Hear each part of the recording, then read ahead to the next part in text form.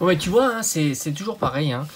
Ça me surprend toujours. T'as une belle pièce, enfin, je considère comme étant une belle pièce, que tu vois pas souvent, et ben tu t'aperçois que ça s'affole pas pour essayer de l'avoir.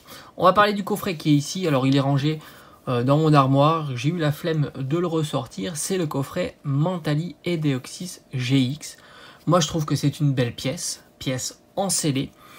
Et tu t'aperçois que en ce moment, elle est passée comme ça, quasiment inaperçue, et 150 € pour un coffret comme ça. Alors franchement, en plus, il commence à être ancien. Alors, en plus, très intéressant pour plusieurs raisons. Je l'avais sous la main, celui-ci, c'était à la même époque. Donc il s'amusait à faire ce genre de coffret, X-Squad, avec des cartes alternatives texturées, etc. On va pas parler de celui-ci. Mais on va parler du duo Mentally et Deoxys. Et franchement, 150 €, pas de surréaction pour essayer de récupérer cet item dans sa collection scellée. Et comme je te dis, franchement, c'est très surprenant. Parce que là, quand même, tu es sur un item qui est rare. On ne peut pas sous-estimer sa rareté. Il est sorti en fin d'année 2020. Donc on était avant la hype. Rappelle-toi que la hype a commencé en 2021. Le début de la hype en 2021, mais vraiment au début. Et par conséquent, c'est un coffret qui a été ouvert, qui n'a pas été stocké, etc. Et qui est vraiment, pour le coup, rare. Qui plus est, ultra intéressant de par sa composition. Franchement, pour moi, c'est des coffrets sans faute. Coffret Noël exclusif de chez Pickwick. Cartes alternatives et Squad, qui font partie des plus belles cartes qu'ils ont sorties, hein. On est sur du fin Soleil et Lune de ce format-là, hein, et franchement, d'ailleurs entre nous, hein, Soleil et Lune encore maintenant, alors pour l'époque, pour la période, elles sont chères, mais elles sont quand même sous-cotées. Enfin, c'est un peu paradoxal, mais comprends-moi.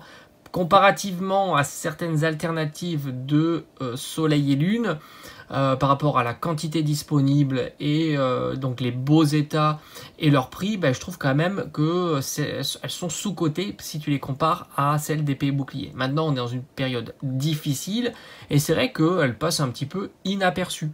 Vraiment inaperçu. Tu vois, hein, d'ailleurs, hein, la promo Mentally Deoxys GX de ce coffret, tu la trouves entre 40 et 50 €.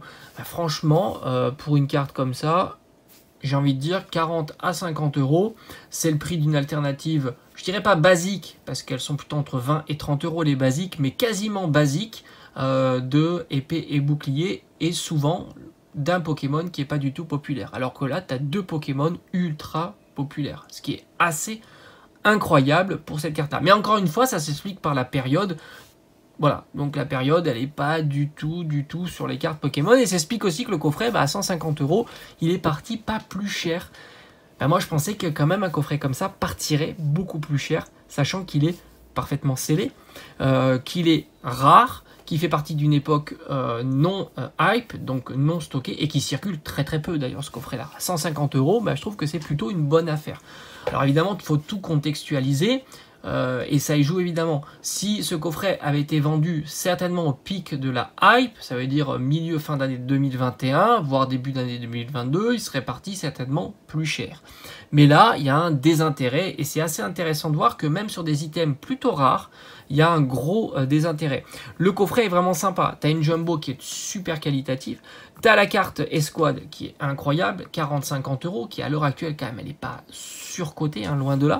Tu as une carte Mimikyu qui est sympa aussi, carte holographique, c'est toujours un petit plus dans un coffret comme ça. C'est une carte qui tourne aux alentours de 10 €, tu peux la trouver pour un petit peu moins cher, mais globalement, c'est une dizaine d'euros. Ces deux cartes, elles sont même pas à sous-estimer si tu les fais grader. Je suppose que la population est faible.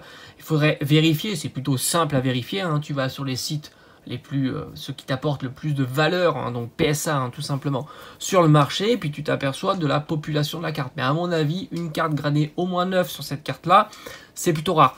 Le bémol, évidemment, c'est si tu ouvres le coffret pour essayer d'aller grader, avoir une bonne note dans ta collection, c'est que, oui, tu as une fixation qui est dégueulasse. Et une fois sur deux, tu risques de l'abîmer en la sortant. Franchement, c'est galère. Moi, en tous les cas, j'ai toujours galéré à sortir ce carte-là. Peut-être certains ont des combines pour éviter de les abîmer. Mais et après, alors c'est foutu, hein, parce que l'ergot qui fixe les cartes, c'est vraiment nul. Mais vraiment, vraiment nul. Ça, c'est vraiment le bémol d'un coffret scellé comme ça.